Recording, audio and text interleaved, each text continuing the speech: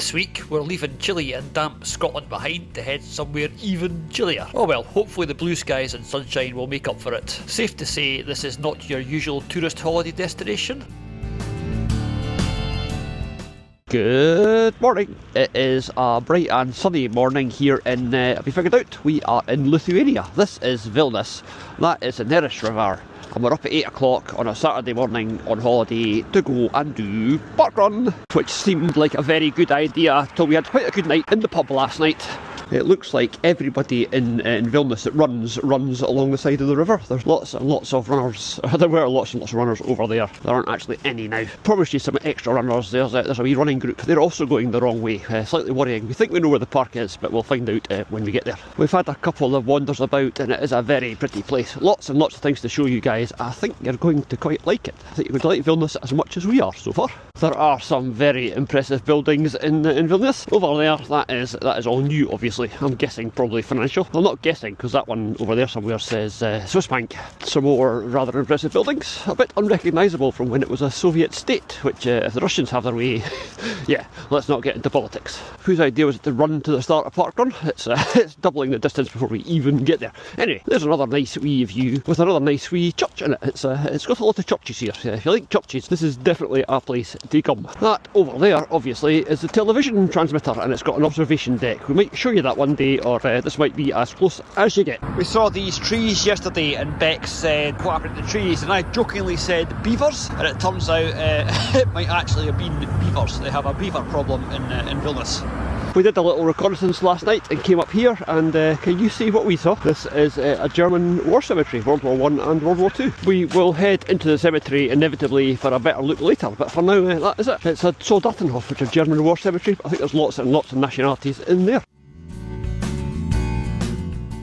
Parkrunners assemble. I wonder how many people will be here from the UK and how many people are locals. The first runners we've met have all been from the UK. One thing we've noticed about Vilnius is there's lots and lots of public art and sculpture and stuff, so we'll show you some of that. This is in the park from 2009, and I know that because it's written at the top. Our uninterrupted record continues. Everyone we've spoken to is from the UK. It is a very, very nice park.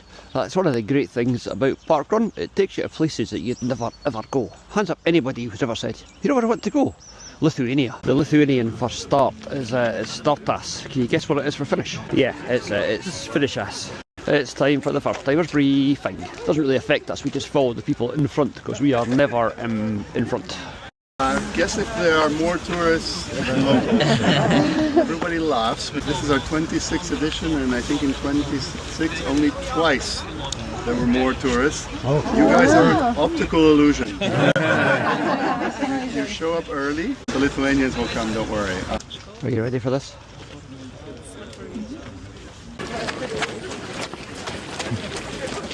The first kilometre is downhill through the trees. This is what they call the nice kilometre, because the rest of it's going to be back uphill through the trees. And 5 kilometres, the first one of which was down, and then 2 up, and then 1 down, and then about 5 up, and we're here. This is the finish, back where we started. Yay!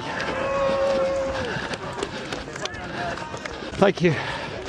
Thank you very much. Brilliant, well done. And scan time, this is when it becomes real. This is definitely something we should introduce to parkrun in the UK. Whereas I obviously do parkrun because I'm an athlete, I've got the feet. Bex does parkrun for the cafe, and in this park that is a cafe, believe it or not, which rather nicely usually doesn't open till lunchtime. Opens especially early on parkrun morning, so you can go in there for a wee post-run refreshment.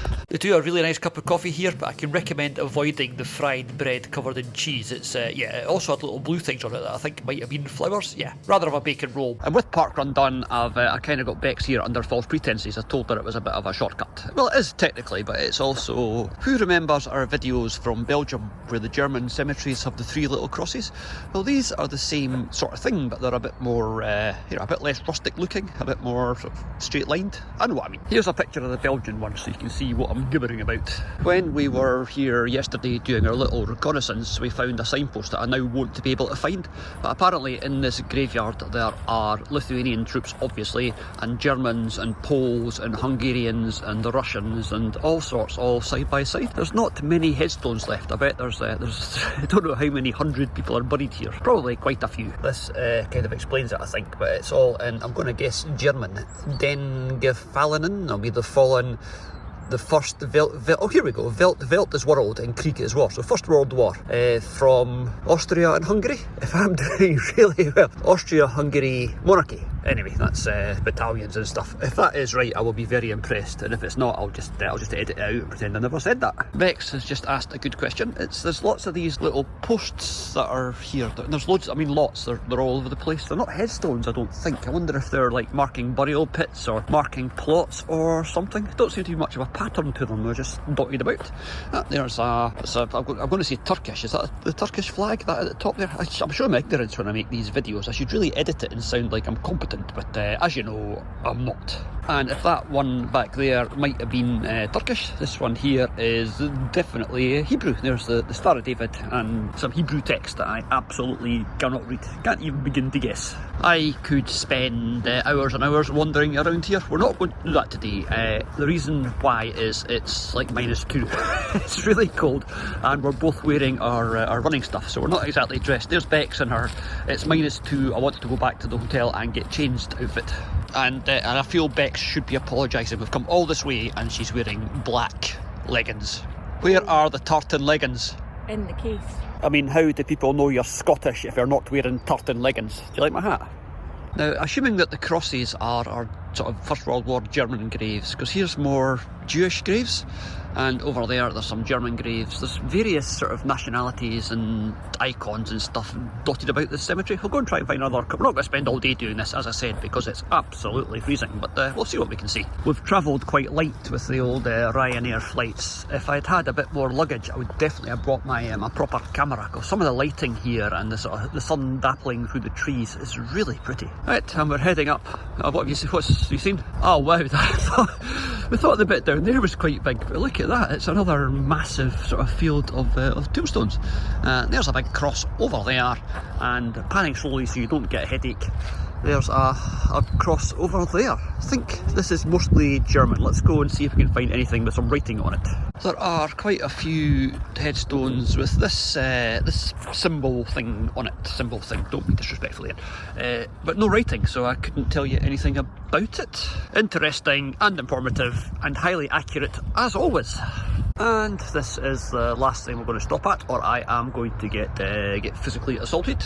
It tells you down there about, it says people buried here, 2,000 fallen, the First World War, I guess, Germany, Austria, Russia, Poland, Turkey. And Turkey as well. So there you go, that is quite a nice memorial. What a pretty place. Oh, is that a big statue over there? Not sure, it might just be a big lump of rock over there in the distance. Not going to go and find out because my co-presenter is revolting. She's like, it's really cold, can we stop now? My revolting co-presenter is now going on strike, as I call it. Revolting as in you're rebelling. I didn't mean revolting as in...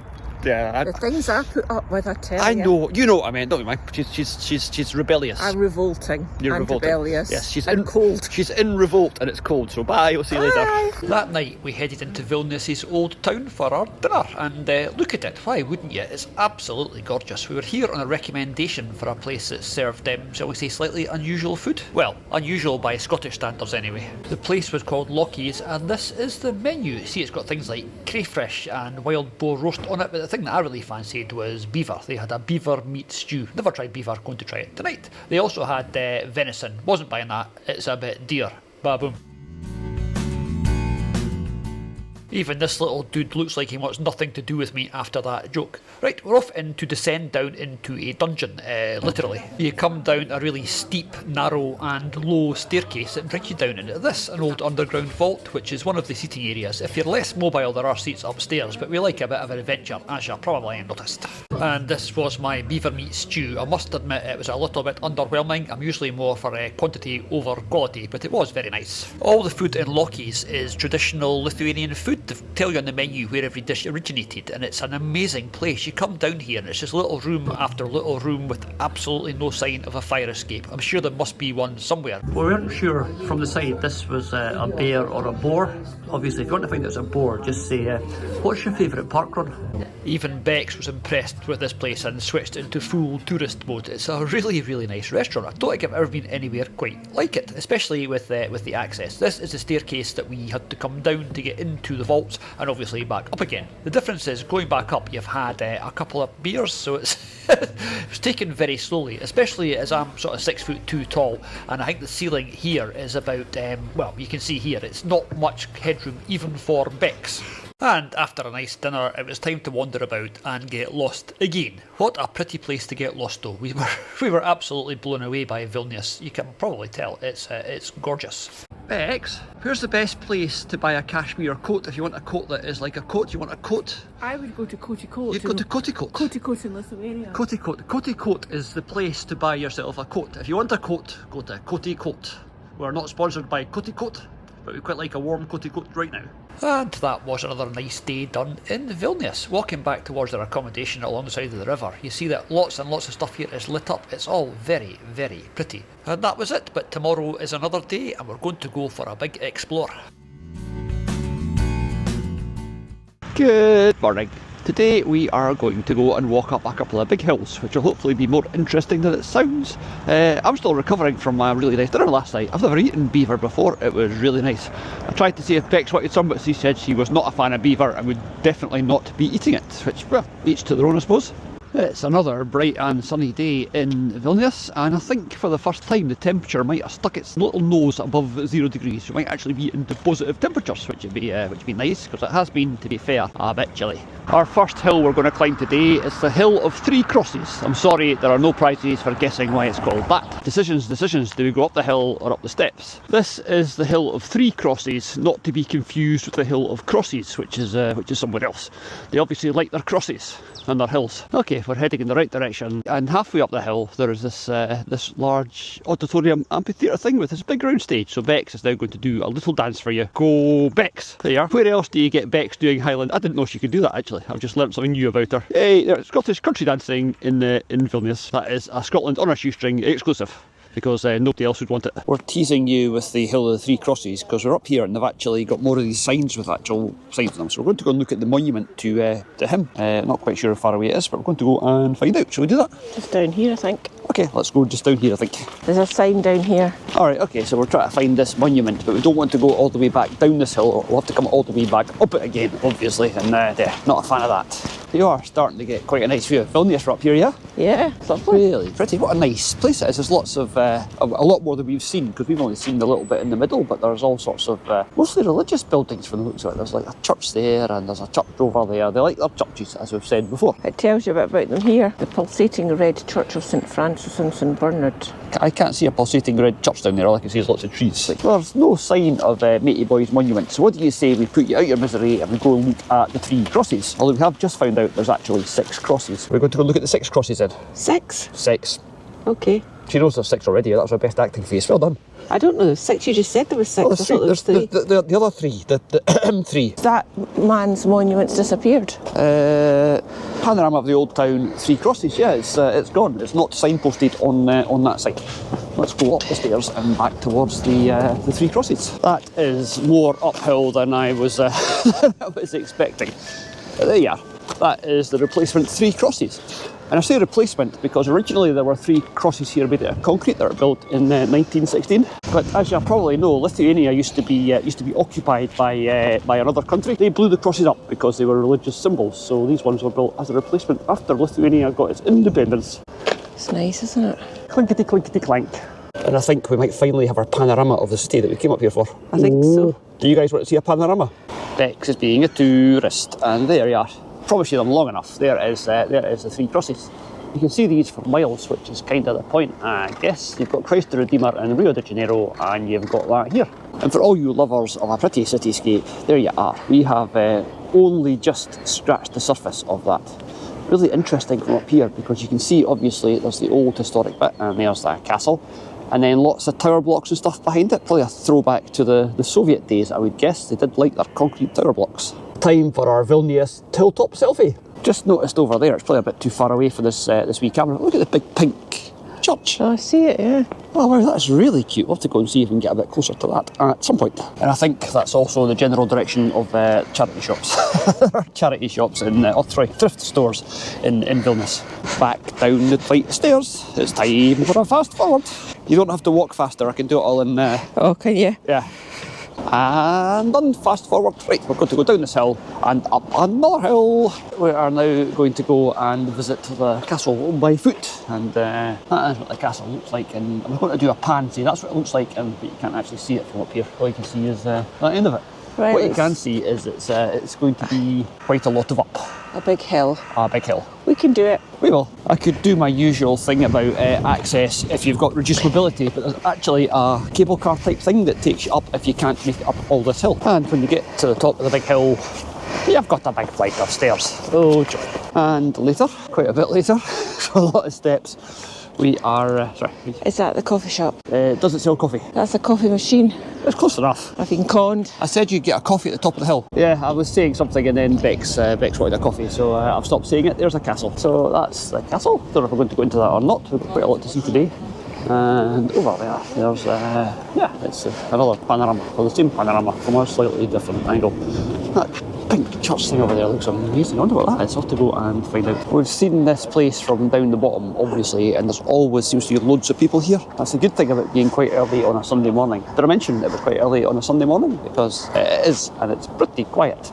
And there's the hill of the Three Crosses, obviously. That's a shame you can't get into that bit, isn't it? So what are we thinking of the view then? Pretty good. It's pretty good. Pretty good. Pretty good. It's alright, I Pretty good. suppose. It's not as good as Methil, obviously. I mean, yeah. Right, well that is the castle. Finally made it up the hill. What are we going to do next? Something touristy, something soak up some culture, or go and get some breakfast? I think it's time for some food. I think it's definitely time for some food. It's because it's cold, you've got to eat your calorie intake up. Nothing to do with the fact we're on holiday. And there's the wee thing that'll take you up and down if you're not quite as mobile, or if you're very lazy. I wanted to go down and it, Bex said no. That's a really good idea, isn't it? It is a really good idea, isn't it? It's quite a neat wee thing. Accessible to all. Yes. I approve. How to make your fortress accessible. That's it does look a bit Heath Robinson though, doesn't it? It's a bit sort of designed by somebody that had never designed anything before. We're heading back past some really nice places that said they did breakfast in a wee windy street that we found, so we're going to go and see if we can find that. Again, as you probably know, I've got a thing about crows. I think they're really cool, and the crows in this country are just amazing. Look at that, black and grey, and they've got like a blue bit under their neck. They're just, don't know what that one's getting so upset about. Oi, I'm talking about you. Says he doesn't want to be part of a YouTube video. Thank you very much. Maybe he's in crow witness protection, and that's why he's not wanting to be photographed. Although if he didn't want to be photographed, to be fair, he could just fly away. Lithuanian Hound is the only Lithuanian hunting dog breed. They track and chase wild animals, and their melodic barking informs hunters of the locations of the prey. Melodic barking. Melodic barking. Bex would like it to be known she wants nothing to do with this joke, but it's been cracking me up since we got here. Bex? Yes. How do you say thank you in Lithuanian? Achoo. Bless you, but how do you say thank you in Lithuanian? Achoo. Oh, you're coming down with a cold, Bex. How do you say thank you in Lithuanian? Enough. Yeah, enough. The Lithuanian for thank you is achoo. Bless you. Another wee understated church there, so discreet you'd hardly even notice it. This city has got so many amazing buildings. We're going to show you a few of them, but hopefully not belabour the point too much. It is quite a beautiful place. I'm now waffling, so I can keep going until you can see the one behind it that we saw last night. And yeah, that's no bad, eh? I found out why Bex is so keen to head down this way, haven't I, Bex? You saw a place that had eggs Benedict on the menu. Don't even know if that's what I'm going to have. Well, you can have a bit of variety. You don't have There's the Amber Museum and Gallery. Yes, there's lots and lots of Baltic amber places here, quite a few, and it's all quite expensive. I'm not buying any amber, but I did see something last night that I'm definitely going to buy. Wait till you see this. Wait till you see it. Was that the breakfast place back there you were talking about? I think there were quite a few down here. This is the breakfast region. You said there was a place with a menu outside, so we'll keep going and see if Probably we can won't find find it again though. We're retracing last night's steps. There are almost as many Ukrainian flags flying here as there are Lithuanian flags. It's, I suppose what's happening in Ukraine affects this place, because old you-know-who and you-know-where would quite like to have the Baltic states back under his wing, and at the moment nobody appears to be willing to try and stop him. Still retracing the steps from last night, there's a funky statue of a man with a light. There's another fairly unattractive building here. Oh, no. University, I think. Not grand enough, that one. No, it's not. It's pretty pathetic. Right, if we're following the route from last night, we're going to go up here past the Romanian embassy. Walking tour. I wonder if anybody's at the front with their umbrella for them all to follow. This is another really nice wee street. We came here last night and it was vibrant and buzzing, and now it's Sunday morning and it's not. It's funny being somewhere where the language is so completely different that you can't even attempt to understand some of it. Most of Europe has got a similar sort of roots to the language, so you can make out some words and thereby what they're talking about. Here, you can't. Look, Bex, it's a wig plant. Is that what it's called? I've no idea, probably not. This is the big square that we found last night. And again, you'll see there's some not very impressive and not very exciting buildings here. Like that big peach-coloured castle thing over there, and the big spirey, pointy thing over there. And that at the end, that we don't know what it is, but it's quite impressive. A lesson from history. This is part of the Vilnius ghetto in the Second World War. There were two ghettos apparently. One had 30,000 people in it and one had 10,000 people in it. The 30,000 people were workers that were useful to the Germans. The 10,000 were the old and the infirm. And guess what happened to the overwhelming majority of those poor folk? Yeah, you got it. They were Jewish and they were, yeah, you can imagine. Told you this place likes its public sculptures. There's a big gentleman there. And behind him there's lots of words that I can show you, but I can't actually tell you what it says. It says something. No idea what, but he's quite cool looking, quite aloof. We're looking for this breakfast place that Bex passed last night, and guess what? We're Can't lost. find it. We're somewhere we've never been before, but we're going to keep going. Oh, that's the building! Yes. That's our building with our people, yeah. We've just wandered about, lost it, ended up almost exactly back where we started. Right, this place is up there. Right, which means there's cafes and We're things. going to a different cafe. We don't need to go into that very virile one again, do we? Okay, that'll do though. Let's head that way. Our sense of direction is failing us absolutely at the moment. Well, We're back on the main street and we're inevitably going to end up in the same cafe we were in on the very first day, because this is actually not very far from our hotel. I use the word hotel very loosely. I'll show you, it's actually quite interesting. We might actually end up going into the cat cafe. Let's go and see if they do dinners. it's not breakfast, but it's got food. Well, it was breakfast time when we started looking for breakfast. It's now lunchtime, so let's go and get some lunch. Go on, cat cafe. Shoe covers are protect the cats from your feet, or your feet from cat poop. I do not know. Bex, this place is weird. It's a bit weird. They've got a list Oh, does it tell of all the cats, what they're called. Oh, that's nice. This is going to be strange. I'd quite like some mouse, please. After having beaver last night, can I have some mouse today? Oh, yuck. No, definitely not. Guys, don't use that photo of me with my tongue at my nose. Oh, no, that's not my profile picture. Hello, Puss. How are you this fine morning? Hello. How far can you take the cat theme? Well, obviously, quite a long way. I'm going to go back to Metal and I'm going to start a greyhound cafe. There's been greyhounds wandering about and you can pet a greyhound. Take one home if you want. Oh, they have a set of rules for the cat cafe. Let sleeping cats lie. Don't pull the cat's tail. When in Rome, do what the Lithuanians do. It is it's pancakes and bacon, and I'm not quite sure. It's something white. My culinary advisor will tell me what it is. What is it? Sour cream. Sour cream, apparently. Well, that was the cat cafe, which was a bit of a strange experience. Anyway, we're now going to go and find a charity shop, hopefully. And this is it. It's called Humana. Apparently it's a chain, I read on the internet, but yeah. Let's go and see what amazing treasures they have. Everything for €3 or nothing for €3? No idea. Don't speak language. It's not what you'd call cheap, is it? Oh, that's quite nice. Yeah, I don't know. Got some really nice stuff. Some cyclist has dumped their entire collection of cycling jerseys. Looking at the prices and thought it was a bit pricey. It turns out everything is €3, like everything. I'm going to spend quite a lot of money in this shop at €3 a pop and then try to get it all back home again. As you know, if you've been following the channel, we're doing a wee thing now where we're trying to buy things and then sell them on eBay and see if we can make a little bit of money, just as a little bit of a project. And yeah, there was lots and lots of things to buy in this shop, and everything was €3. We only came across on Ryanair with cabin bags, no big baggage, so getting this all home is going to be a bit of a challenge. But I decided what I could do, I would just wear everything that I'd bought. So how many layers do you think I can get on? Well, here's a wee video that we did back at the hotel room, and I pretty much managed to get everything on. Unfortunately, if I try to travel like this, it might get a little bit hot. If you hear of somebody dying of heat exhaustion on a Ryanair flight, it'll probably have been me.